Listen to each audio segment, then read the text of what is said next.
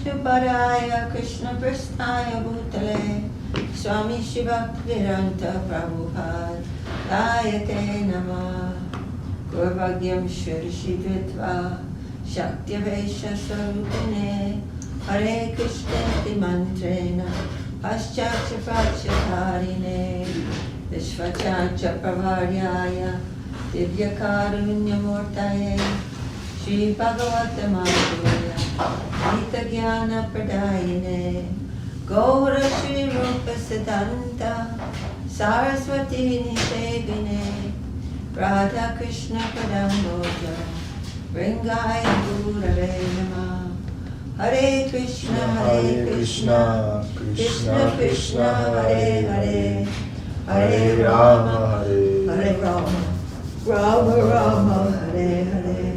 Right. Yeah, we can put it up here. I've never looked through the contents. Just so it doesn't go on the floor. Oh. That's fair. All kinds of new ideas.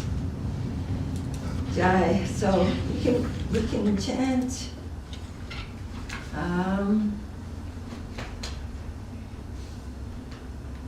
So we can chant Shri Guru Charana Padma. That's on page 80. And I guess I'll play the drum until Sudha gets here. As you wish. Okay, I'll just take the blue one. Long time no see. How are you? Doing well. Yeah. Good. Been a long time. You look well, yeah. Nice to see you. You look well for having something happen.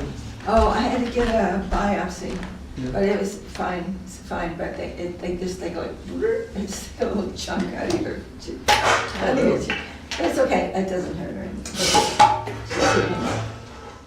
It's okay. Shri Guru Charana Padma Kevala Bhakti Sarma Shri Guru Charana Padma Kevala Bhakti Sarma Pandamoi Savadana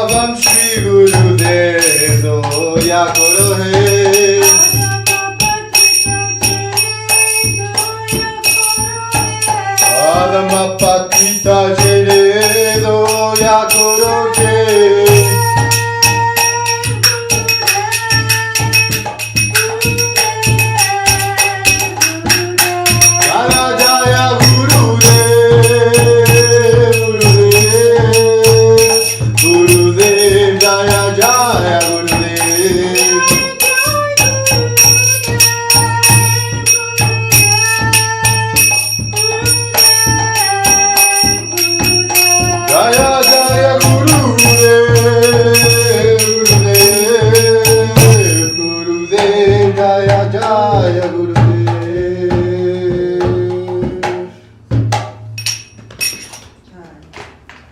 You need the first one? Please. The lotus feet of the spiritual master are the abode of pure devotional service. I bow down to those lotus feet with great care and attention. My dear brother, my dear mind, it is through the grace of the spiritual master that we cross over this material world. Make the teachings from the lotus mouth of the spiritual master one with your heart, and do not desire anything else. Attachment to the lotus feet of the spiritual master is the best means of spiritual advancement. By his mercy, all desires for spiritual perfection are fulfilled. He who has given me the gift of transcendental vision is my Lord, birth after birth. By his mercy, divine knowledge is revealed within the heart, bestowing loving devotion and destroying ignorance. The Vedic scriptures sing of his character. O spiritual master, ocean of mercy and friend of the fallen souls, you are the teacher of everyone and the life of all people. O master, be merciful unto me and give me the shade of your lotus feet. May your glories now be proclaimed throughout the three worlds. I have surrendered unto your fearless lotus feet. Please give me your mercy. O Sri Gurudeva, Savior of the fallen, please give me your mercy. You are the Savior of the lowly fallen souls. All glories to you, Sri Gurudev. Jai. All right, choose a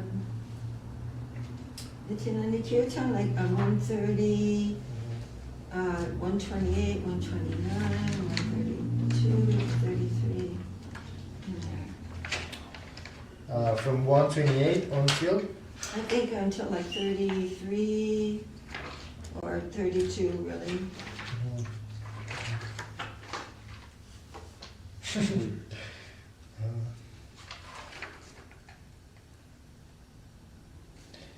Uh, 131.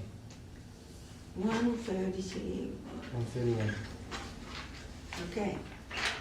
You want to lead it? Okay. Akruda Paramananda. Oh, what is it even in tune? Well, I don't know if we can sing that. Abhimana Shunyanitai Nagari Vidai. Akruda Paramananda Nityanandaya. I think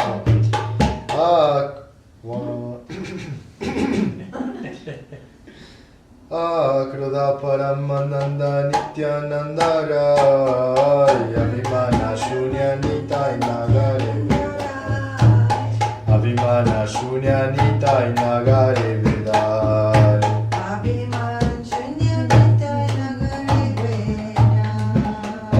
Patita jiver vare vare ki ja.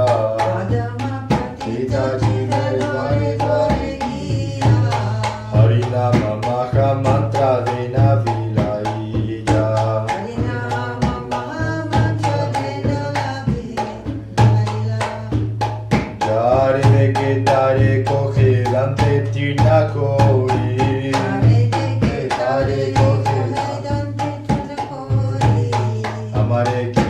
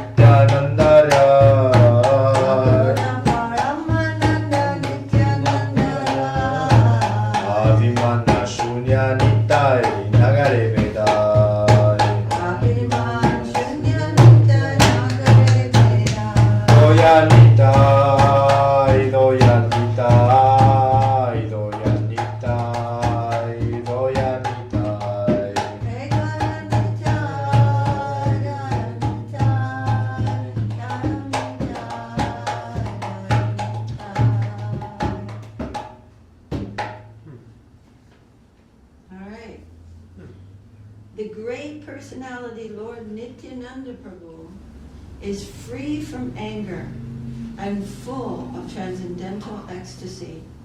He wanders throughout the towns, free from false pride and arrogance.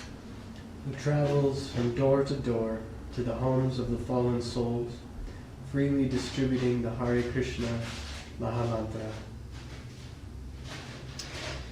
With a straw between his teeth, he begs all who cross his path, "Worship Lord Gaura Hari, and you will purchase me."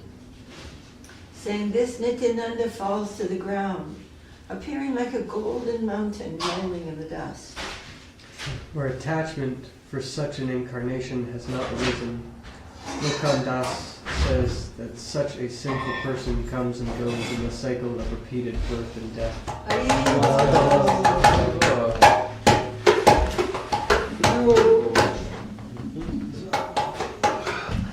And we've just been reading chapter 5 of the Adi Lila, which describes the glories of Nityananda Balaram and Chaitanya Charitamrita. Very inconceivable personality. He is the source of all other incarnations. He is non-different from Krishna, only the difference is he is like a mirror image, full of devotion for Krishna. So this is a very beautiful thing. And his expansion of an expansion of an expansion of an expansion lies down on the ocean, a causal ocean, and breathes out universes. And yet he's rolling in the dust in front of an ordinary person's house, begging them to take the mercy of Mahaprabhu. All right, let's sing one more song.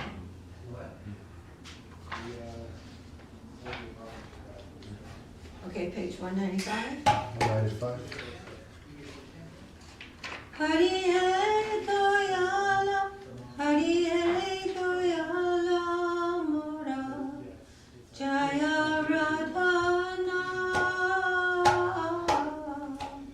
Hari He Dayana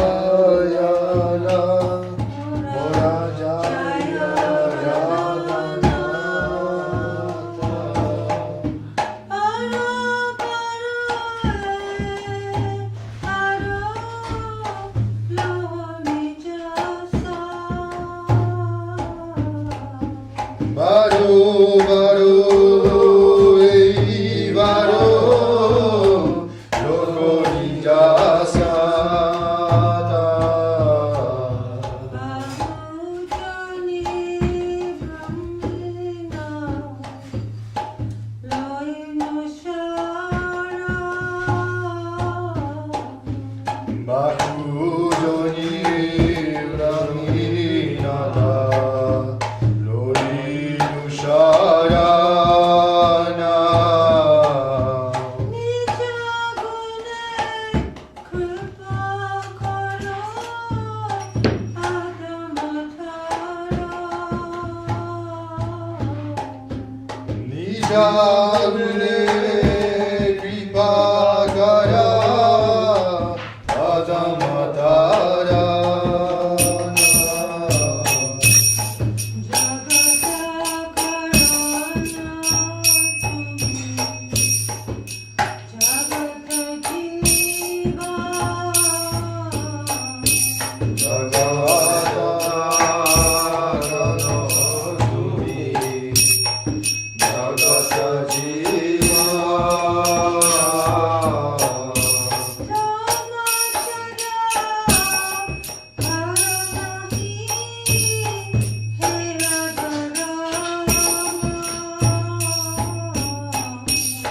Tumachara kayo nahi tera daya.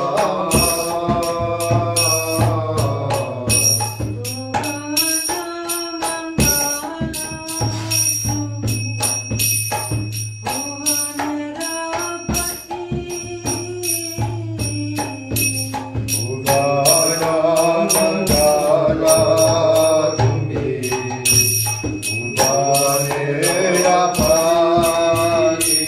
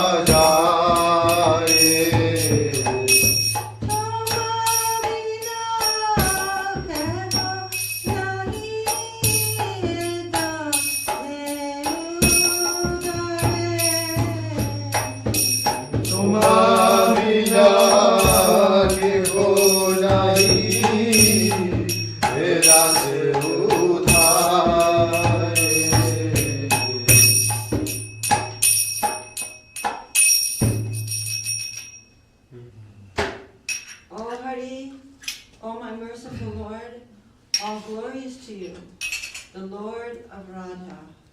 Many times I've avoided you, but this time please take me as your own. O Lord, after wandering through many wounds, I have taken refuge in you. Be merciful and deliver this wretched soul by your divine power. O lover of Radha, you are the cause of the universe and the life of the universe. I think I read that again. I'm going to repeat.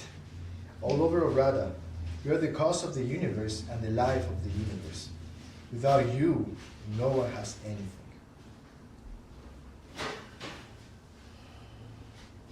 You bring about auspiciousness for the world, and you are the master of all the worlds as well.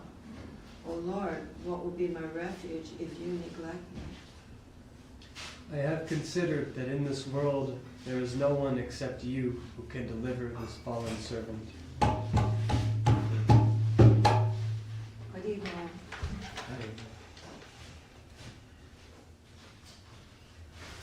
Hare Krishna. We sang 3 songs. And then I'm gonna... Sorry I'm late. It's also very, very trafficy out there right now. Oh, Yeah. getting Christmassy, that's right. Friday night, crazy. How are you been, brother? Very well. Really? That's All great. over the place, but Yeah, resulting what's, in well. what's a little glimpse into your journey? I needed a lot of solitude. Uh-huh. I had some personal work to do. Absolutely. So I've been a hermit, just Uh-huh. writing a whole bunch Yeah, just staying here or going somewhere else to write? at home. Okay. Yeah. It's good that your home is a place where you can write. Yeah. That's great, man. Some inspiration come. I feel like you received some grace and answers. We ended up here, didn't we? Sure did. I don't think I can ever leave it too long. What's that? I don't think I can ever leave it too long. That's your good fortune.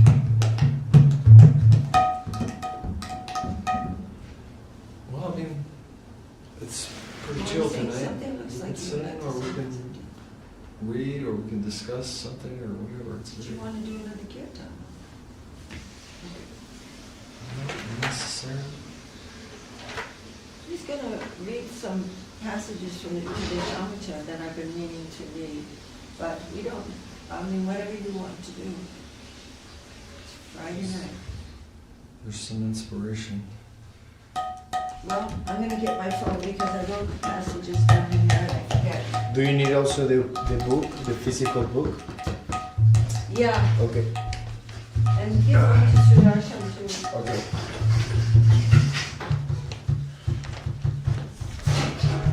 Roji. Thank you, bro. Andrew.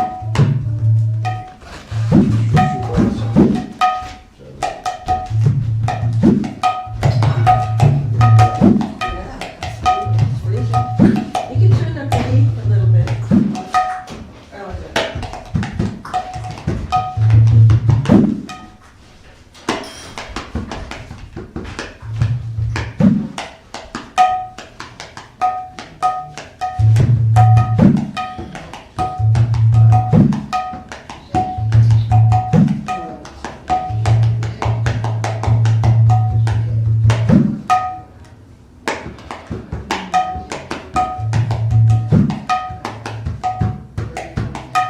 On page 421 and 423.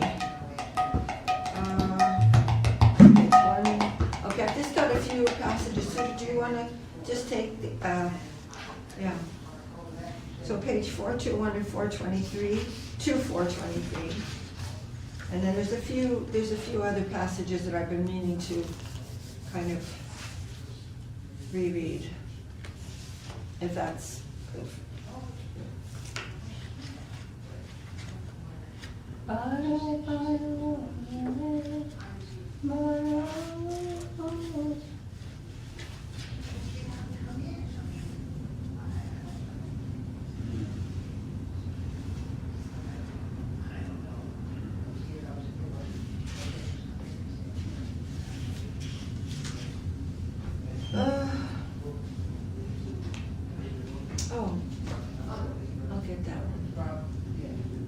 So 421?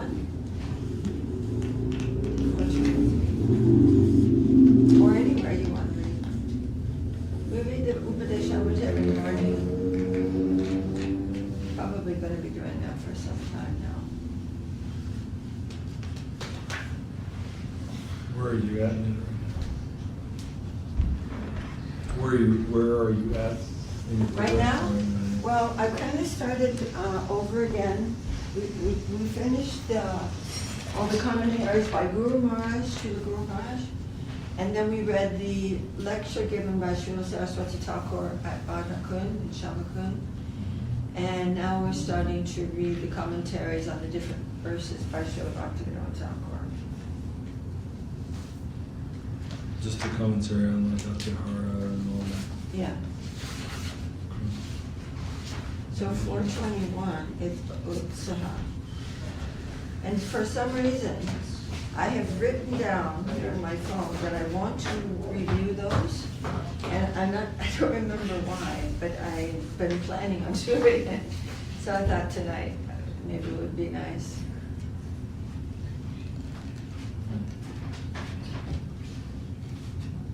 I think actually Bimo probably maybe recommended those. I forget now.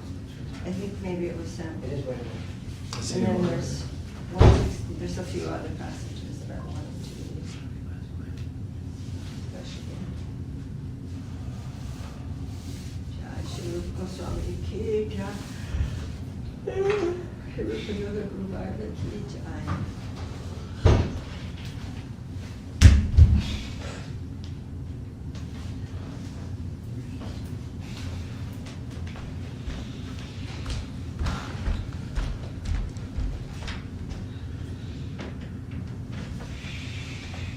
Okay, sounds great.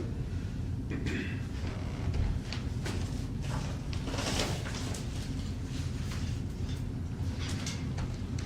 you want to read? Okay. Or we can- I mean, we can just. Are you guys are familiar with what this book is, or is it? It's We new are. to me. It's new to you. Okay. So this book is actually sometimes published in a very, very small form. It's called The Nectar of Instruction in English, or Nectarian Instruction, maybe you can say. But it's Upadesha. Upadesha means instruction or teaching. Amrita means nectar. So these are kind of nectarian instructions. And they're left by a close follower of Mahaprabhu, whose name is Srila Rupa Goswami. Mahaprabhu told Rupa Goswami to go from eastern India to Vrindavan, where Krishna was born and had his play, and to discover the places of those pastimes. So Vrindavan is like a big place now because of Rupa Goswami. This is like 500 years ago. And one of the books that Rupa Goswami wrote, he was a highly erudite person. He was actually a minister before he followed Mahaprabhu and took the vow of poverty. The finance minister of one of the biggest empires in the world at that time. So he was an extremely qualified person, and left everything and took the vow of poverty and lived under a tree in Vrindavan with no home, no anything, but he wrote. And one of his books, very small, it's only 11 verses, is Upadesamrta. And these verses, they're quite amazing. They take you through a path that begins with, understanding that we're a piece of consciousness, a particle of consciousness. We're fundamentally a soul, but we're in a body that has urges, right? So it takes you through the bodily urges. Hey, you need to start to be a person who's in control of your own body. Understand the bodily urges and don't let them define the path, right?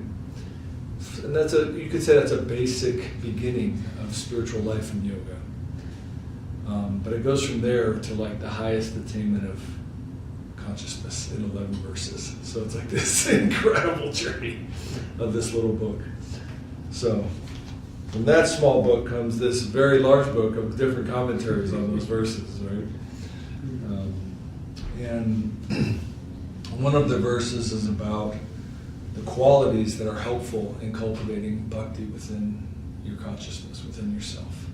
Cultivating your bhakti. And this section we're going to read is one of those qualities called utsaha. Utsaha means, just disclaimer, anytime you're translating something, you're approximating it, but Right. in English, it's enthusiasm. So utsaha is one of the qualities that's good for spiritual progress, for cultivating bhakti. The verse is utsaha nishtaya dharya tatat karma pravartanat sangat tyagat sato vrite shadbhir bhakti prasiddhiti. These 6 things are nourishing for bhakti. Okay. All right, so I'm going to read on page 421. We can also pass this around. Looks like everybody's got one. Great. Yeah, we all have it. Okay. So we'll just read a page or something each and contemplate this. So this particular section is by Srila Bhaktivinoda Thakur. It's called Bhakti Aloka, Bhakti Sadhaka Shadguna. For the practitioner, sadhaka means a practitioner. The practitioner of bhakti, these are 6 good qualities, 6 conducive qualities. And Bhaktivinoda Thakur, just for a little bit more history, Bhaktivinoda Thakur is second from the right there, is Bhaktivinoda Thakur. And he was a judge in the British Raj in the 1800s, early 1900s in India. Another extremely erudite and qualified person. But you can imagine, only 500 years ago, Rupa Goswami is writing these things, but they're being written on palm leaves. There's no cloud or anything else, right? I mean, it's just what it is. It's a palm leaf. And so and the climate's intense. Things just get lost. So Bhaktivinoda Thakur, in his full-time job, he's this magistrate of the most wealthy part of the Indian Empire, which is the Calcutta area, the British East Indian Company and all of that. And in his free time, he's traveling to northern India, to Vrindavan, and trying to find the manuscripts of the Goswamis, one of which is Rupa Goswami. So Bhaktivinoda Thakur actually found this Upadesamrta in one small temple called Radharamana Temple in Vrindavan. And when he found that, he began to dance in ecstasy. And then he brought it back and then had it mass printed. And that's why we know about it today. So he wrote his own commentary, and this is Bhaktivinoda Thakur's commentary on enthusiasm. Okay, there we are. This is what we're reading. Perfect. Okay. Srila Rupa Goswami in his Upadesamrta has pointed out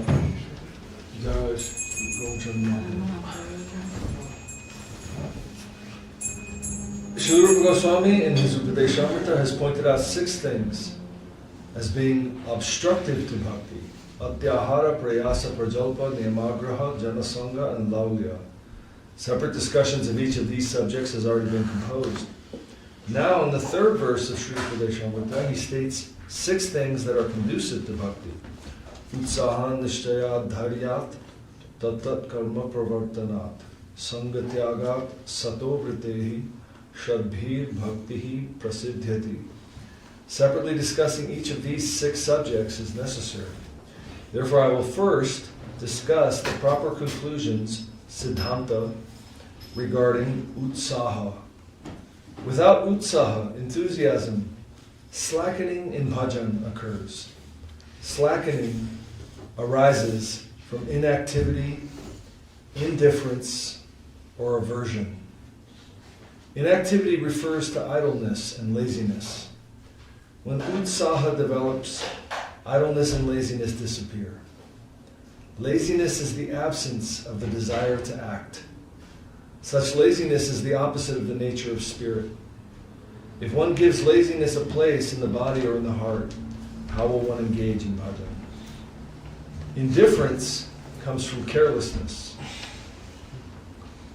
Bhakti yoga should be cultivated with a non-disinterested mind. In other words, an interested mind.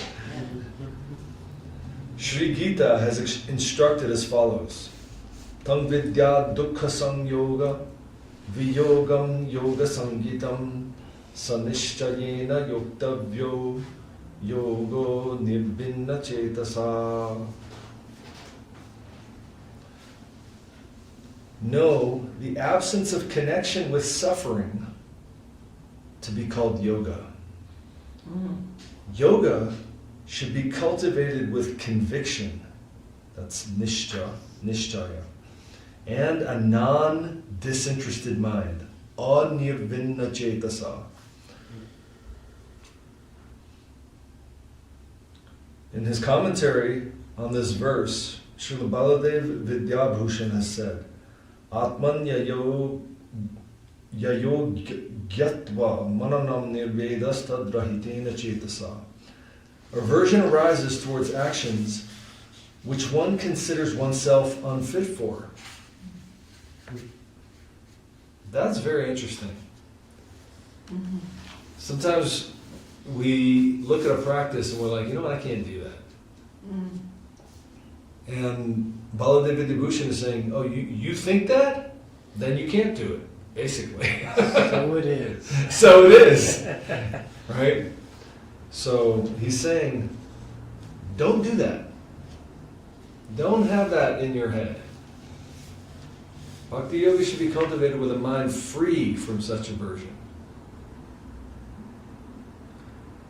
Regarding Bhakti yoga, it has been stated in Srimad Bhagavatam. I'll just read this part and then we can pass it on. Nirvinnanam jnana yogo nyasinam iha karmasu teshvan nirvinna chittanam karma yogastu kaminam yadritchaya matkathadau jata shraddhastu yah puman na nirvinno nati sakto bhakti yogosya siddhitaha. In stages, the minds of seekers of the highest attainment are of three types. A disinterested mind, a non-disinterested mind, and a mind that is free from aversion and attachment. Yoga too is of three types: Jnana Yoga, Karma Yoga, and Bhakti Yoga. For persons of disinterested mind who give up karma, Jnana Yoga is best. So, a disinterested mind means a person who doesn't have any attraction for the world. In this case, it means disinterested mind means you're not activated. You're just like, whatever. Right? And because you're not activated, you don't have some big ambition to go out into the world and do stuff. So then it's saying, that type of person, they should practice Jnana Yoga.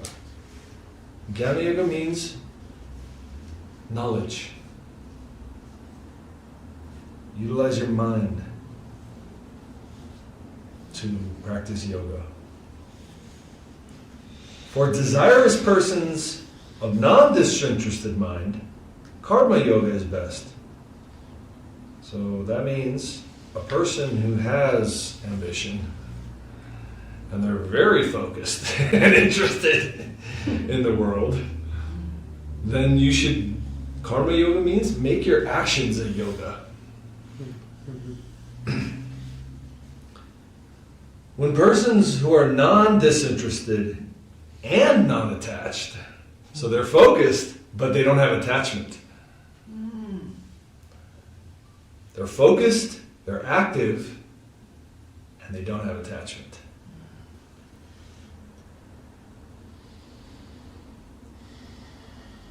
By good fortune develop Shraddha in narrations about me. So that kind of person who's a kind of a unicorn, they have high focus, they are not lazy, they are doing things, and they have Shraddha, they have some faith, some connection to the Lord. Then for them, Bhakti Yoga is best. Wow. Okay. Wonderful. The purport is that in the minds of those who have attained only aversion to mundane action and have not yet been able to experience the supramundane activity beyond matter, what more can remain than such a vision? For them, knowledge of undifferentiated Brahma is the highest attainment.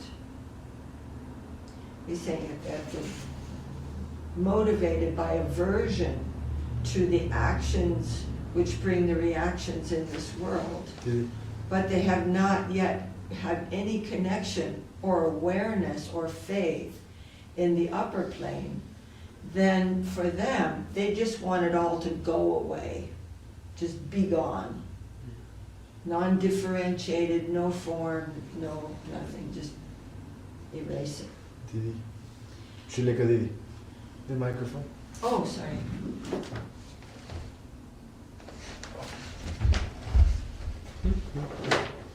Why is it so short? It's usually a bit longer, isn't it?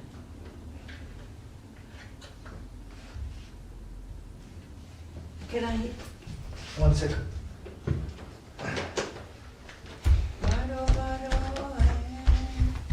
If it's this far, you will Still?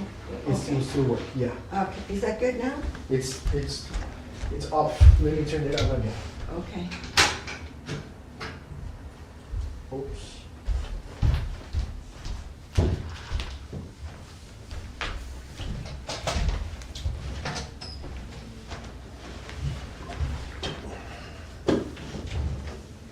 You can continue, Didi. I will fix this. All right, shall I go? For those who have not developed aversion to mundane action because they have no experience of spiritual activity, there is no other way than karma yoga for the cleansing of their heart. Those who have understood mundane action to be trifling and have had experience of spiritual activity develop aversions to all mundane action, but accept mundane action to some extent as a help in the awakening of the spirit, although they have no attachment to such action. As much as their spiritual cultivation of bhakti continues, their liberation from matter simultaneously manifests as a secondary result. Okay, so let's just go through this. This is really important.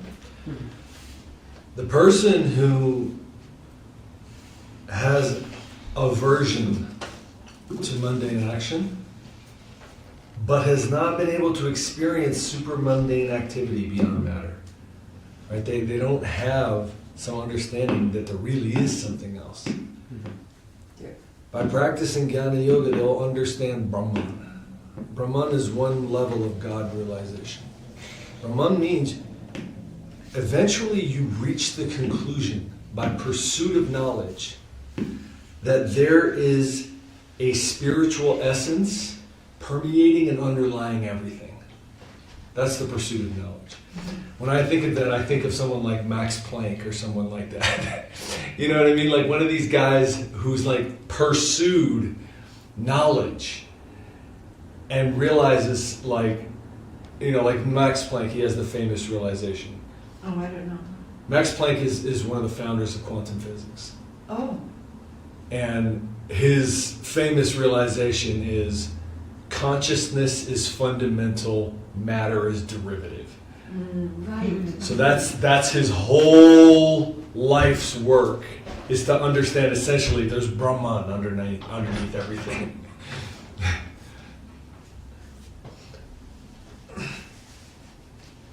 I'm taking notes. Yeah. That's a great quote from him though. Because it's so important to actually like truly understand that. And that the pursuit of the quanta, what is the actual building block of everything? And really the pursuit through experiment of trying to find out what that is leads to some radical conclusion, which is actually consciousness is fundamental. And this whole world of experience is only being experienced within consciousness. Right? There's matter is a derivative of consciousness, not the other way around. It's the exact opposite of what our programming is in school, which is like the certain combinations of matter result in consciousness. It's like, no, exact opposite.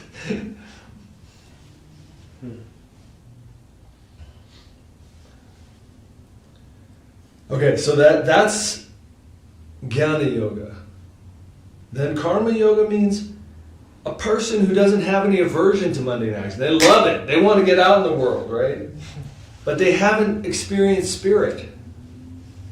How are they going to experience spirit? You have to engage fully with your actions, and then what's going to happen in your life? Stuff's going to happen that you don't like. And to practice Karma Yoga means you're practicing not being attached to the result. And by that practice, they're going to experience something cleansing. Right? So both people are going to have some experience of actual spirit by doing that. And then the higher person.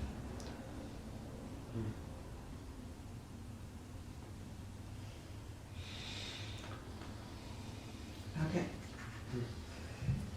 The characteristics of Bhakti Yoga are as follows. Jata Shradho Makatashu Nirvina Sarvakamashu Vedatukatmakan Kaman Parityage Pyanishvara Tattvajeta Mangrita Shradaludridan Nishchayaha Jusamanas Kaman Duko Darkangushchagarhayan. So this section of Bhagavatam is very, very famous, and there's 4 shlokas that Guru Maharaj actually gives an entire chapter on in Sermons 1. Just his own purport to these shlokas, which is extremely tasteful. Oh. And all these shlokas are spoken by Krishna. They're very beautiful. Is that the Chatur Shloki? Well, not the Chatur Shloki of Bhagavad Gita. This is... Well, there's a Chatur Shloki of Bhagavad Gita, yeah. Yeah. So Krishna is speaking about the progression of a person who comes into actual connection, actual Shraddha with him, and then what is the progression of spirit from that point. All culminating in Bhidyate Hridaya Grantish, which means all the ties of the heart are severed. And you find yourself in as Guru Maharaj says, he says, you find yourself in a broad and free land. I've forgotten all about that. Yeah, and there's in Sermons 1, there is an absolutely wonderful chapter where Guru Maharaj goes through all 4 of these. And the feeling that's occurring within the devotee as they pass through these stages. We have to read that. Yeah, that's really beautiful. Okay. Those who have developed faith, Shraddha, in discussions of me, who are averse to all activities unrelated to me, and who know that selfish desires are full of suffering, but are still unable to give them up, should serve me with affection, being faithful and a firm conviction, as they both act upon these desires and condemn the suffering they ultimately produce. So, Krishna is speaking at this stage, Jata Shraddho Mapkatasu, right? They become faithful. They know me through Shraddha, right? But then, still, Tato Vajita Mam Prita, they want to serve me with Prita. Prita means love or affection. But then, Shraddha Dridha Nishchaya, they're like pushing forward, but they're also still acting within the world. They still feel their attachment, right? So they have this some taste of something wonderful. Then they find themselves still engaging in mundane activities, and they're like, what am I doing? I know I'm going to suffer from this. I know it. I've been to too many lifetimes. Now I know it. I just know I'm going to suffer. And then you're still doing it, And there's this thing where you're working on yourself. And they're like, what are you doing?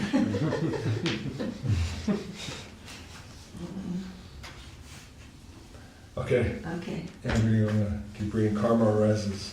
Yes, also that's very much my experience.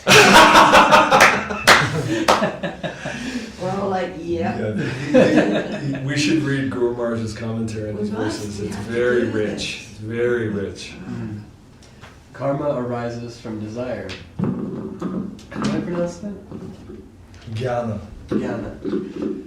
Jnana arises from aversion, and bhakti arises from shraddha in the Lord. A person who has developed shraddha is naturally disinterested in all material karma. They accept with detachment only whatever little karma is favorable to shraddha and bhagavan. Faith in Bhagavan means faith in Krishna. If the body is not maintained, one cannot cultivate bhakti. If one gives up all the karma that is necessary to maintain the body, even through such karma may be blessed on desire and filled with suffering. It's actually even though. Even though such karma may be based on desire and filled with suffering, then one cannot do anything. Therefore, persons who have developed shraddha undergo the results of such desires, which in general are causes of suffering. While considering them trifling and denouncing them, they maintain their life as necessary through such acceptance, and with firm faith engage in bhajan, to me through bhakti yoga. Those who partake of the desirable results produced by mundane karma with great fondness are attached to karma. Those who do not have fondness for them, but who are fond of faculty for cultivating Bhagavad Bhakti within them, and thus accept karma and its results, are unattached. They are unattached to karma and yet engage in bhakti with great utsaha. Utsaha means enthusiasm again. So beautiful. So this is all pointing to what that thing when Rupa Goswami says utsahan, and then the next quality is nishchay, but that first word, he's saying this is what utsaha means. You know, this person who's at that stage, and that feeling that's within them to participate in that bhakti yoga, that's utsaha. This is like how to maintain momentum towards higher attainment. Yeah, and it's almost like, you know, you kind of know where you are on the path. Yeah. Because they're describing this particular stage where this person is engaging in these material activities. And then you can gauge within yourself, am I engaging these because I simply need to maintain my body, and I know if I don't have something to eat, then this thing's going to fall apart, so I'm going to go get something to eat. And there's another thing where you're like, yeah, and I want this, and I want that, and you know, you can feel the desire welling within you. And then you're like, oh, okay, that's where I'm at. And then there's another part of you going like, I know this is actually not going to like only be good. Like it's going to be like yay for a minute, and then I'm going to get my ass kicked. And like then you also know where you're at because you're thinking that. And then you're like,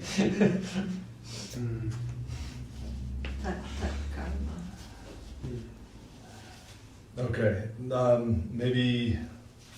Oh, these are the last two shlokas. These are so beautiful. So you can read the English. I'll read the Sanskrit here, and you read that. The process of advancement. You can read. The process of advancement of sadhakas. Sadhakas. Sadhakas. So sadhana means practice, and sadhakas means a practitioner. Sadhakas of Bhagavad Bhakti is mentioned in Srimad Bhagavatam as follows. Protena bhakti yogena bhajato ma sakran munehi kama hridaya nashyanti. Nashyanti means destroyed. Nash. That means this raging desire within our heart is destroyed. Sarve mayi hridistite vidyate hridaya grantish chityante sarva samshaya kshiyante chasya karmani mayi drishte ki atmani nairapeksham param prahur nishreyam Nishreya sammanalkapakam tasma nirashisho bhaktir nirapekshasya me bhavet. Okay, you can read the translation there. I'd like to. Huh? I'd like to. Am I being invited to? Please. Remaining always in the heart of the aforementioned sage, who constantly serves me with bhakti yoga, I destroy all the desires arisen in their heart. Their heart is fully purified by pure and continuous remembrance of me. Thereby, the knot of ignorance falls away, and all doubts are cut away. When one sees me, the soul of all karma is destroyed. For the jiva, this itself, in the form of complete non-dependence on other processes, is the greatest auspiciousness.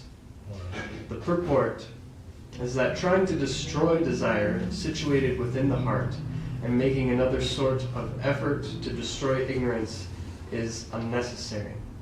By engaging in bhakti yoga in the form of service to Bhagavan, ignorance, desire, karma, and all the jivas, doubts, and entanglement in karma vanish by the power of Bhagavan's mercy. The efforts of the jnanis, or the karmis, do not produce such a result.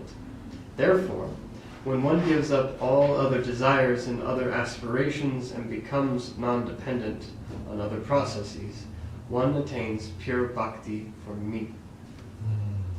Mm-hmm. One should not lose one's utsaha, because one has no power to destroy one's karma.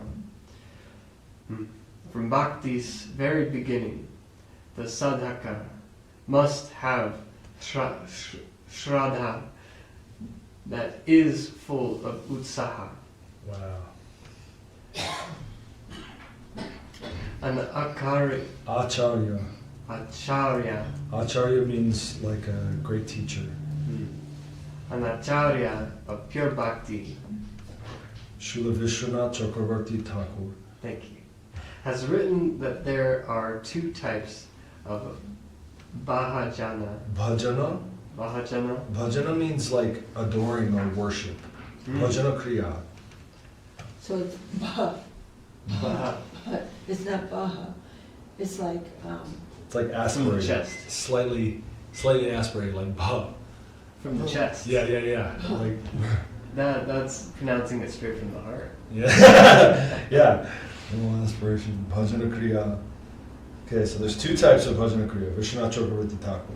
And all these personalities are so wonderful because he mentioned before Baladev Vidyabhushan. So Baladev Vidyabhushan is a disciple of Vishwanath Chakravarti Thakur. So this is Vishwanath Chakravarti Thakur's insight into bhajana kriya. There are two types. Unsteady, anisutya, Anishtita. anishtita, Yep. and steady, nishtita. When nishtita, Nishtha. nishta. So nishtha means steadiness. When you achieve the stage of steadiness, nothing's going to knock you off your practice. So this is, we're developing nishtha. Nishta develops by learning with shraddha, without bhajan, Yeah. by the grace of the sadhu. Then bhajana kriya becomes steady. As long as steady bhajana kriya does not develop, unsteady bhajana kriya necessarily remains. With such unsteady bhajana kriya, Yeah. 6 characteristics are observed. Utsaha, mahi, sudden enthusiasm. Your utsaha is not steady, right? So if you have unsteady bhajana kriya, then you're gonna have utsahamai, which means, I'm kind of like, and I'm like, You know, like, whoa, it's like this little like flash of enthusiasm. You're like, all right, let's do this. You know, but then it's like, okay. Okay, so that's utsahamai. It's like a spark burning out and just Right. fizzling away. Right, it's this like sudden enthusiasm where you're like, come on guys, let's do this! How come you guys aren't doing this? You know, I just like it. And then the next day you're like, I can't get out of bed. One extreme to one extreme. Ganatala, sporadic endeavor, lit, Literally. thick, thin. Yeah. Sporadic and thick and thin. Vudya vikalpa, indecision. Visaya sangara, struggle with the mundane. Niyamat kasama, Niyamakshama. niyamakshama, inability to adhere to the rules. And taragna, Taranga. taranga, Rangini. rangini, attachment to the byproducts of bhakti, lit, playing in the wave. Literally playing in the waves. Taranga Rangini. I can give an example of that. Yeah. It's like, because through devotion, and you know, through devotion, because through devotional practice, sorry, Thank you. many of the things that we do to make ourselves suffer a lot, we stop doing, and our life becomes better. And then you think, oh, my life's so much better, I can really enjoy now. So it's like that. So it's like all of a sudden, this, you know, drug addict or some, you know, like somebody who comes, for example, to the temple a lot, and then they start changing their lifestyle, and or we do, or whatever, and then they just get a better life, and then they think, yeah, I'm going to really have fun now. I know how to do it better. I've seen it so many times. Because even the smallest practice of Bhakti Yoga gives you so much. You know, I mean, there have been people who've come in here, their minds are absolutely just in agony, crippled with anxiety. Hare Krishna. You know, and you get a little bit of connection to the Lord, and suddenly your mind like relaxes, all these things come into line, and then you're like, wow, I can actually do stuff now. Right. We'll get a regular job, you know, Right. get some money. Right. Yeah, that because it's very difficult. You're experiencing the suffering part of your karma. You kind of go a little bit deeper. Suddenly, the thing that was completely out of your control, which is your mind and your body, comes back into control, and then you're like, oh, good. This thing can actually serve me again. All right, great. You're like right back out. And that's very common, because it's very difficult once you have some. I mean, there's so many people who like. I mean, one of the byproducts of bhakti is like discipline, right? You're doing things where you're overcoming your mind. You're doing things for others. You're doing all these things where you're like actually becoming a different person and quite a, substantial person. And then, like, you become this person who's like, you know what? I'm gonna go learn this. You just go learn it, And now you're like out in the world, you're like, I'm gonna become a doctor, right? And it's like, you just go off and do it, right? It's like you just become this person who can do stuff, and then you're just like, wow. The bar for entry has lowered. Yeah. So that tendency to like receive some beneficial byproduct from your bhakti practice and then immediately go and enjoy with that. Yeah. That's that Taranga Rangini. And I think it can be I think that most of us have some experience maybe about that. I mean, I can relate to that. So, I mean, not that I've become functional really, but I haven't gone that far, but you can see, that, yeah. Oh, well, and because we read these things, we can notice that, oh, what are you doing there? Yeah, little. So it's such subtle things when you navigate the road of consciousness. All right, Prabhu, do you want to read Sri Yes. Hari book, the last part of the page, and then we'll come to the rest? Can I sit next to you? Absolutely.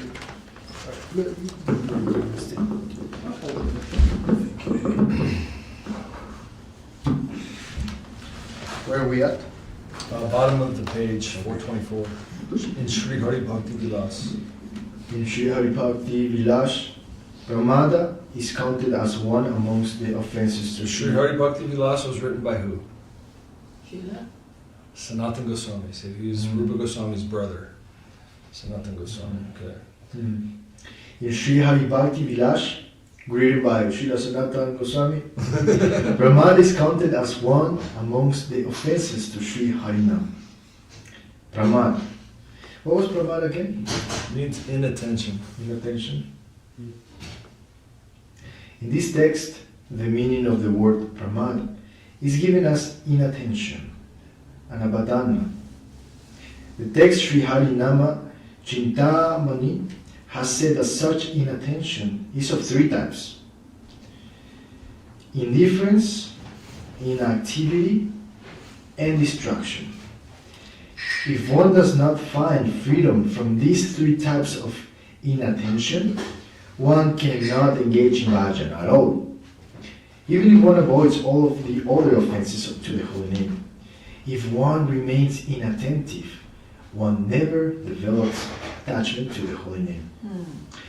If one has utsaha from the beginning of one's bhajan, and that utsaha does not go cold, then indifference, laziness, and distractions can never again occur in one's nama bhajan. Therefore, utsaha is the assistant of all forms of bhajan.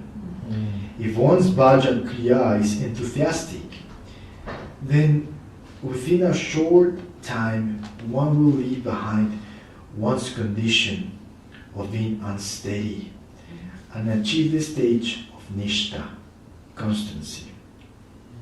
Srila Rupa Goswami therefore has said, Adau shatha tatha sadhu sangota bhajana kriya tatto narta nivritti syatato nishta ruchistadaha. When shraddha arises, then the qualification for bhajan is produced. When the qualification for bhajan arises, then association with sadhus takes place. When association with sadhus occurs, bhajana kriya begins. At first, there is no nishta in such a bhajan because various types of anarthas press upon the heart. By engaging in bhajan with utsaha, all anarthas go away. And as far as anarthas go away, nishta arises. So anartha is another word. This is a very advanced book, so there's so many terms uses that are not really defined. But anartha means like our patterns.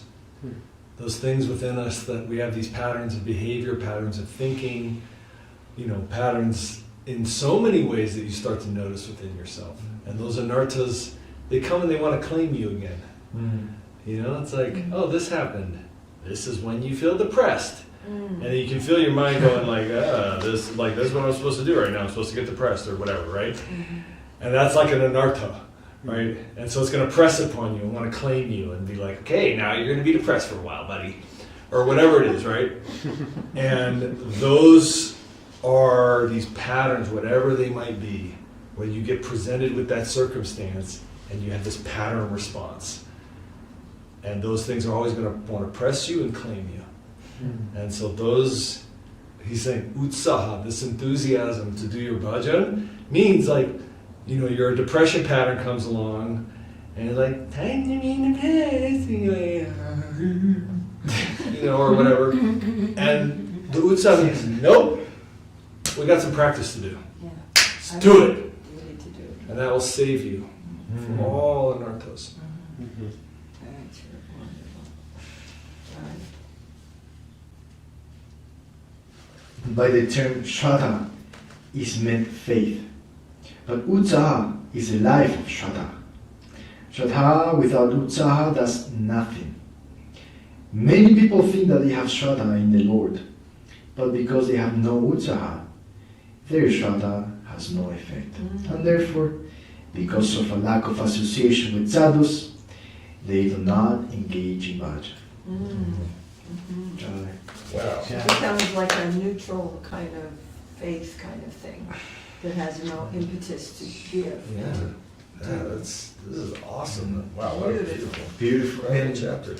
may I ask a question? Oh. With Srila have been engaging in reading Sri Upadesamrta, and I always thought that utsaha was also this enthusiasm, this very familiar enthusiasm of, yeah, let's do it. But I never considered there was a deeper meaning. And Bimala Krishna Prabhu, which is present, he sent me once a screenshot of a page of the Sri Prabhupada Jivanamrita, which you, Prabhu, were explaining that the person that knows that is ready for a higher taste but cannot leave behind these anarthas. Yeah. And keeps doing it even though knows that it's not favorable to his practice, devotional practice. So, could you please clarify what's utsaha in relationship with that, like the real meaning of utsaha? Well, utsaha, what Vishwanath Chakravarti Thakur is saying is utsaha leads to nishtha, which means steadiness, right? And your steadiness is what keeps you constantly thinking of the Lord, even as you're reproaching yourself for being a hypocrite in the moment that you're being a hypocrite. Because we've all been hypocrites in our life, where we have an ideal and then we don't follow that ideal. Yeah. We have something that inspires us and we don't do it. Right? In fact, we do the opposite. And then we're like, what's wrong with me? I'm a total hypocrite. Like, right? The wonderful thing about the Lord in these verses, because this Bhidyate Hridayagram means I will arise like the sun in your heart.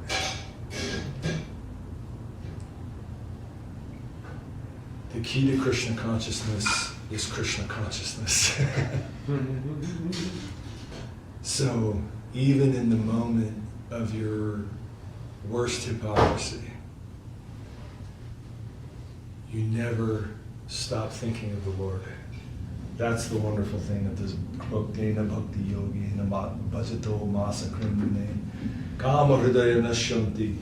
Means even though this person is engaging in their activity, which is part of their pattern, which they're conditioned to do, which they know they shouldn't do, but they can't help themselves because they're getting some little taste from it or whatever it might be, right? They're constantly thinking of the Lord, oh, look at me, I'm doing this thing, and I know I shouldn't do this thing, and I know I'm going to get my butt. Like you're just, but you're constantly thinking of the Lord and reproaching yourself. Thinking of the Lord and reproaching yourself. And that is a beautiful bhajan. But how can you continue to do that? Because you have some actual feeling of, I'm going to continue, right? It's like, yes, 5 minutes ago I messed up, and now it's time for my service. I'm going to go do my service. Mm-hmm. Not 5 minutes ago I messed up, oh, I can't do anything. Like, not like that. You know what I mean? Because the Lord will arise within your heart. And suddenly all these things that bound you, chidyante sarva sangsha, chidyanta means to cut. All these things that bound you, kept you in prison in these tiny little worlds of like fears and desires, cut. And suddenly you're in the infinite. Like an amazing idea. Chidyante sarva samshaya. Sarva means all of them are cut. Kshiyante chasya karmani mayi drishte kilatmani. And the Lord is there. I love Guru Maharaj's there. Broad free land. But that utsaha means I'm going to keep going. I'm going to keep serving. I'm going to keep my practice. I'm going to keep doing all this in the midst of whatever else is happening. Sometimes the mind, I mean, if we have some, cultivation of that quality, that we will believe, as Bhaktivinoda Thakur was saying in the beginning, it's like we become enthusiastic, and we lose our enthusiasm when we approach a job that we can't do properly. So. Yeah, that's Baladeva Debhushan said that. Yeah. Oh, right. And the thing is that the mind can really say, oh, you cannot do Krishna consciousness. You can't. You're just too bad. You're too uncontrolled. You're too whatever it is. And therefore, the Lord doesn't really like you. Or you're just not acceptable. Yeah. And that's it's just a trick. Because we're practicing surrender. We already know we can't do it. We already know that we are coming under the influence of the mercy of the Lord and accepting what He gives to us as His mercy for our progress. So to have, like you were talking about the other day, right? To have confidence in the Lord's protection. That means we have to have confidence in the Lord's mercy. His quality of mercy is not like so feeble. Yeah, that's the next chapter, is that Nishchaya. But a couple things on this utsaha I think are really relevant. Enthusiasm doesn't really have its unique wonder unless the enthusiasm is practiced in the moment when you feel like you don't want to be enthusiastic. Like enthusiasm has to occur within the non-enthusiastic moment. And that's when you know that enthusiasm is a thing. It pulls you up. So in the challenging moments is when it's actually its most wonderful, that quality. It has its highest beauty is to display that quality in the moment when nothing wants you to display it, including yourself.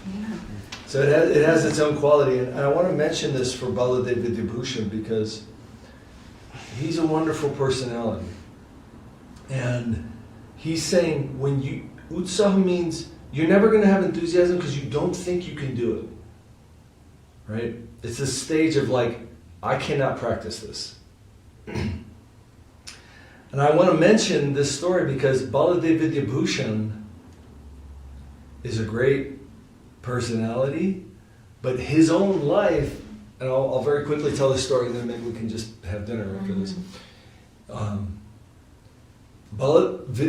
Vishwanath Chakravarti Thakur, who we also heard from, was his teacher. He lived in Vrindavan. Baladeva Vidyabhushan was born in a very wealthy and highly learned family of pundits, you can say, in eastern India on the ocean in Puri. So Baladeva Vidyabhushan is from Puri. And internally within himself, he felt this burning desire to go to Vrindavan when he was like 19, 20 years old. Very young. And of course, there's no train, there's no plane, there's no anything, you're walking. By feet. So he walked from Puri to Vrindavan. It's like 1,700 kilometers. 1,700 kilometers. It's That's like weeks. It's a long time. Yeah, and it's not like there's like rest stops and stuff. It's like you're just walking. So he walked following the internal drive of his heart from Puri to Vrindavan. And there in Vrindavan he met Vishwanath Chakravarti Thakur, who at that time was very old and aged. And of course, the sincere disciple comes, the guru's been waiting, and here he comes. But a wonderful play was occurring at that time where, before the time of Vishwanath, this really horrific, mass murdering, genocidal emperor was in charge of India at the time. His name was Aurangzeb. He was an invader from the west of India, Islamic invader. And he's known to be one of the greatest mass murderers of all time. And one of the things that he did was he attacked Vrindavan and cut the top off the temple of Rupa Goswami, of Radha Govinda Ji, the temple, the deities of the temple there. And before his army got there, the devotees took those deities and smuggled them to a fortress city in the desert called Jaipur, where there were some warriors who had not been conquered by the Muslim emperor. And in the center of that city were placed Radha Govinda, and they're even there to this day. You can go to Jaipur, and it's absolutely amazing. The whole, half the town comes to Mangal Arti. There's this huge police, all the cars going through and everything. It's so incredible. amazing. But this was a new thing for India, that Sri Radha would be worshipped, the divine feminine, on the altar with the Lord. And many conservative, kind of, you could say, fundamentalist type people were outraged by this and raising so much trouble to the king. Like, this is incorrect. So Baladev has recently come to Vrindavan, very young man, disciple of Vishwanath, and the king sends his emissary, oh, I need somebody to come, help. You know, we have all these people freaking out, all these big sadhus, all these sampradayas are all coming, saying this is bogus, somebody come help. And Vishwanath is old at that time, so he has no ability to travel. His body won't let him do it. So he says, Baladev, you have to go. And Baladev's like, me? So he goes, and there's this beautiful town outside of Jaipur called Galta, which is also another miraculous town. It's said that the Manasa Ganga flows from there, because there's at the top of this hill, Jaipur is a desert. And at the top of this hill, still today you can see it. At the top of the hill, which is just also not how water works, there is a stream of pure blue water coming out of a rock at the top of the hill above Galta. And it flows all the way down, and it's absolutely gorgeous. But at that place was where the assembly of the king took place, and all these guys are raising their arguments, and Baladev is there hearing them.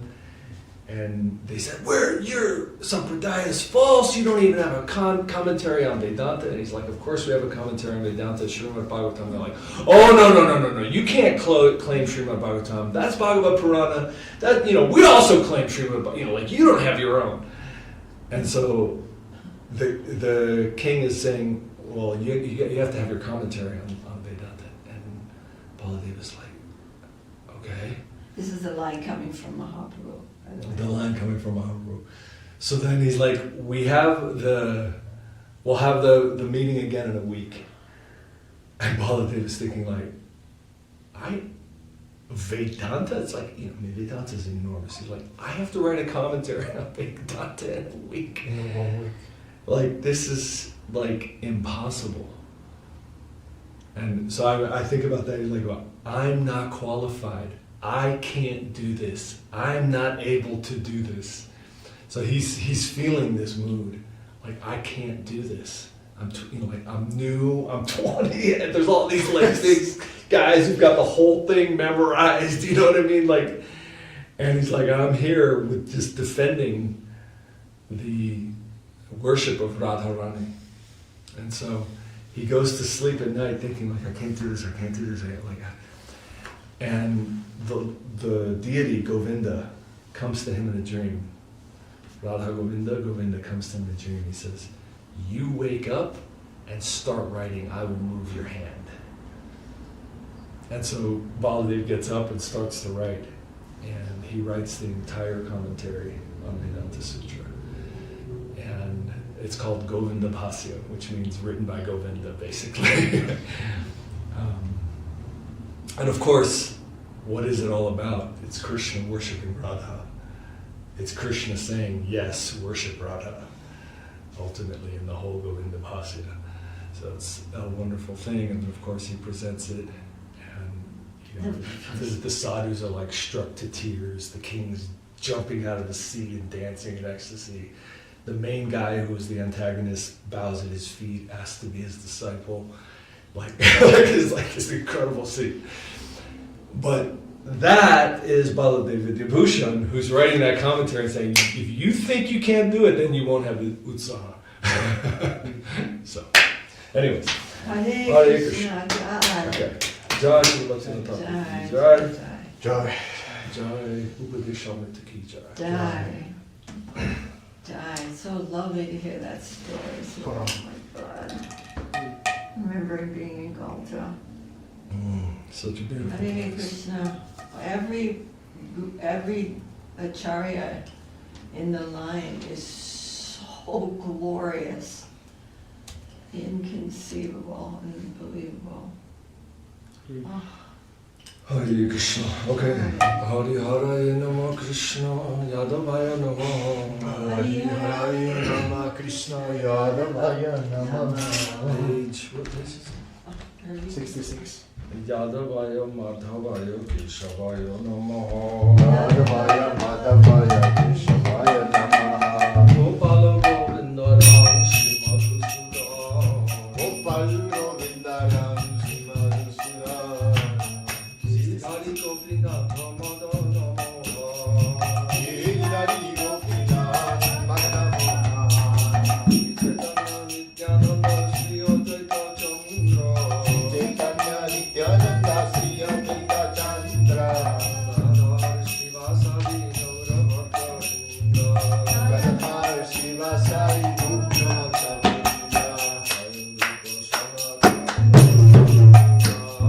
Jaya Rupa Sanatana Mata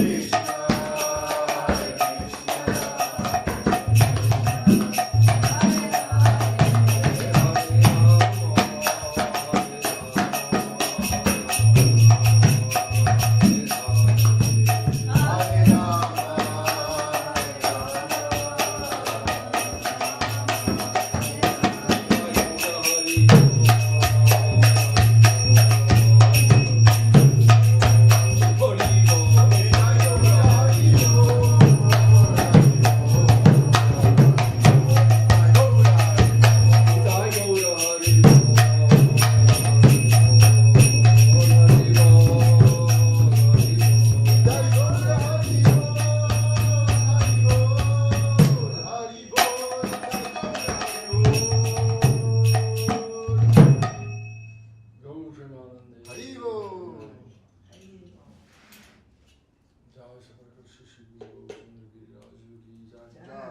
Jaya Rupanu Ki Jaya. Jaya Shri Guru Maharaj Ki Jai. Jai. Mahaprasad Ki Jai. Jai! And Damodar Prabhu Ki Jai. Jai! And everyone reading Upadesamrta tonight Ki Jai. Jai. Namo Krishna Prabhu Ki Jai! Go Premanand. Haribo! Speaking about Bimala Krishna Prabhu, he says, those Bhagavan verses are also in Sri Prabhupada Jivanamrita. And then he says, beautiful class. I am feeling grateful for Sripad Maharaj for putting this book together. True. Also revealed truth, Sharanagati, etc. There is such a treasures. Dandavats to you all. Dandavat Krishna. And this symbol's on, we have to find where this is. This is where this is. Oh, good, thank you. This particular one goes on that little table there, and the rest go in the bookshop. All right. Thank you. Because we've been reading this in the morning every day. Actually, it's very good. And then Hare Krishna Kyo. Oh, accuser? The accuser. He has some questions, and it would be most appropriate if we answer your questions in another occasion. They're related to, I don't know what they're related to. Try or something.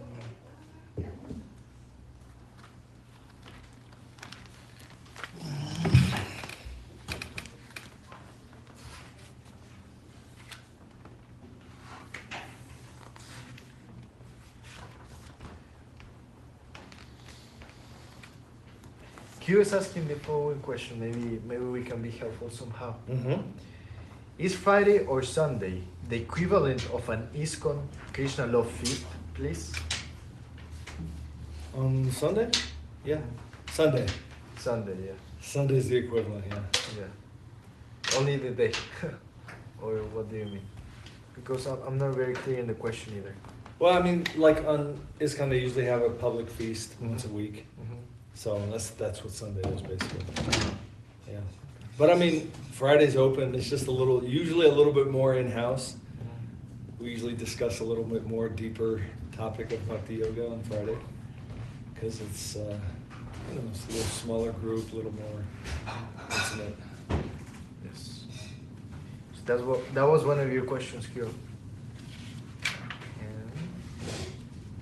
Okay, so here it is. Page 106 in this book. 106? Yeah, starting with